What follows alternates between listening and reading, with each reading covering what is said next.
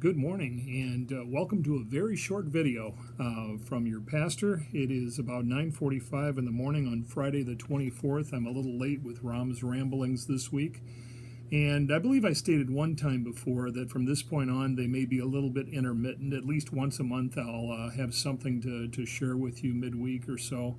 But this week I just want to say thank you to everyone who gave us a try, who trusted us with a time of worship this past Sunday.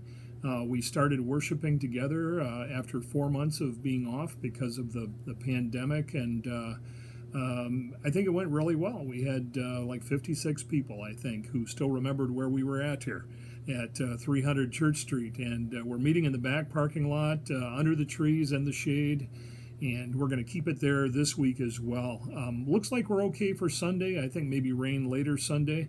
But Sunday morning is basically going to be just a little bit warm. So make sure you dressed for it. Bring your lawn chair, sunscreen, whatever else you need, bug spray, just whatever else you need. Maybe a little bit of water or drink. And come join us for worship. Again, we'll start at 9 a.m. And a very special time of worship this Sunday. We've got maybe a little bit of a surprise for you. Just something extra in the worship service. We're still going to get it done within 40 to 45 minutes max, so you can probably drive here and back home within the hour. But we are worshiping together, excited about this series that we're in, the power of words, and we're going to find out even more than we have already, how powerful words can be this Sunday. So please do join us this Sunday for worship at 9. Again, it'll be a very short worship service. But I also want to share a scripture with you if I can, and then I'm going to talk to you about a need we have here at the church as well.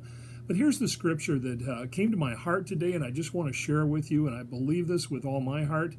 The psalmist, King David, wrote Psalm 31, and verse 7 reads this way: I will be glad and rejoice in your unfailing love, for you have seen my troubles, and you care about the anguish of my soul. I know all of us have been hurting these past few months, not being able to be in our normal routine, which we love routines, and be together physically as a church. We've been together online. We're hanging in there that way, and I appreciate your efforts and your love for your church and your pastor and your staff so much. So thank you for that. But I am just glad, my heart is glad, and I am rejoicing today because I know I have a God who has seen what I've been through. He's seen what you've been through. What you are going through right now may have nothing to do with this pandemic, but whatever struggles you are going through, ours is a God who has seen our troubles and who cares about the anguish of our soul. And so I'm rejoicing in that today, to have a God that loves us, part of his creation, so much. And my response is I want to love God right back, and I hope that's your response as well. Folks, we did enjoy worship. If you were here with us, I hope you enjoyed worship. You were hearing some new sound equipment this past weekend because of having to do worship in different ways. We're trying to think ahead, and we've had to invest in some new sound equipment for outside, including a portable keyboard.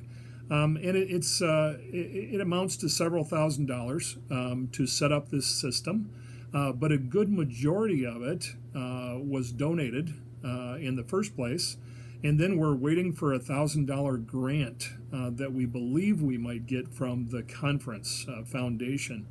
We've applied for it, and I know others who have received their check already, so we're waiting for that. But that being said, we've still got about $1,000 or so that we're short and we need help with. And so what I'm talking about is this is for those of you who can. If you can't, please just forget this. But if you can, help us out. If you're able to, we would appreciate a little extra. And this is what Jane and I call extra mile giving. This is giving over and above our normal giving. And we have already pitched in, just so you know, and done our part, a few $100s. But I'm just letting you know that if this is something you can help us with, this new sound equipment so we can worship outside and safely, or you're interested in, boy, that new keyboard sounds nice that Priscilla's playing. You know, the other thing about this I need to tell you is we truly are thinking ahead. Because anytime we do contemporary music in our church and we have a worship band play and lead us in worship, we have to have a separate sound system. We have been borrowing equipment up to this point.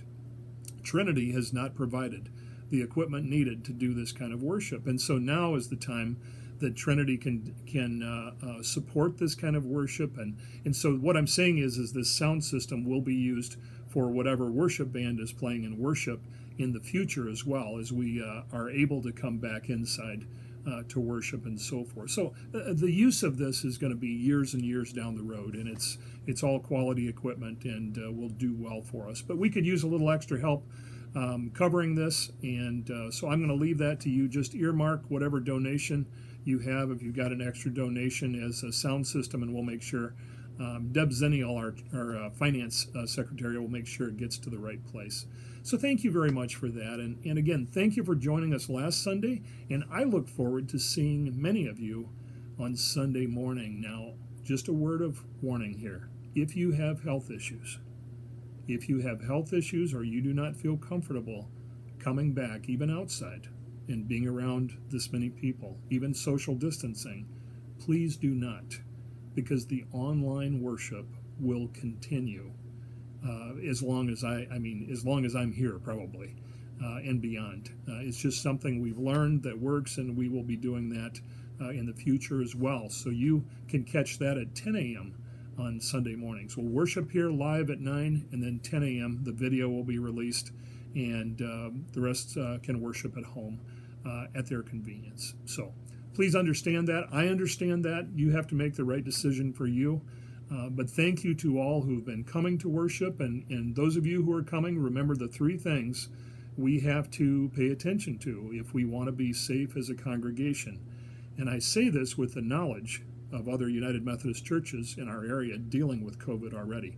I don't want to be one of those churches. So, social distancing, make sure you stay. This is before service and after service and during service. Make sure you stay 6 feet from everybody. No hugging right now, please. I'm encouraging people to wave, but social distancing is the first thing we pay attention to. The second thing is we are highly recommending, even outside, face coverings, or masks if you want to call them that, but face coverings. This has proven to be 65% safer than no face coverings, and that was affirmed this week as I went to my personal doctor, and he told me about meeting with COVID-positive patients and how he's been saved from contracting or being infected by COVID himself. And so face coverings do work, and I appreciate all who wore those. Let's keep that up.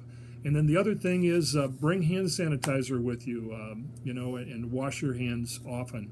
And those three things, I think, will help us move forward, but still move forward in a safe way. So thank you for listening. Look forward to seeing you Sunday. Take care. Bye-bye.